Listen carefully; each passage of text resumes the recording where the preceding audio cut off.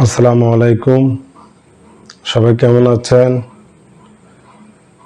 গত কয়েকদিন আগে একটি ক্লাসে দেখাই দিয়েছিলাম 100-এর কাছাকাছি বলতে 100-এর উপরে, খুব কাছাকাছি দুটি সংখ্যা কিভাবে গুণফল সহজে নির্ণয় করা যায়।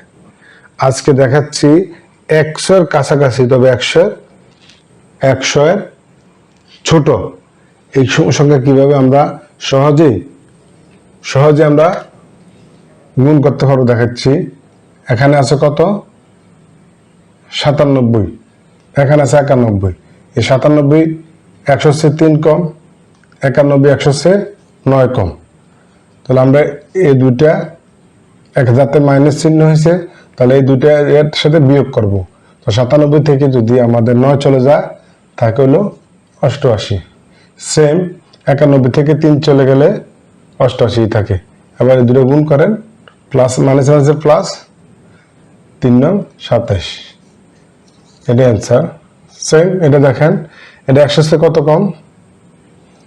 8, এটা 5। তাহলে 92 থেকে যদি 5 মাইনাস করা হয় তাহলে থাকে কত? 87। অথবা 95 থেকে যদি 8 মাইনাস করা হয়, সেম 27 রাখবো। এটা গুণ করলে কত হয়? 5 আর 40, এটাই অ্যান্সার।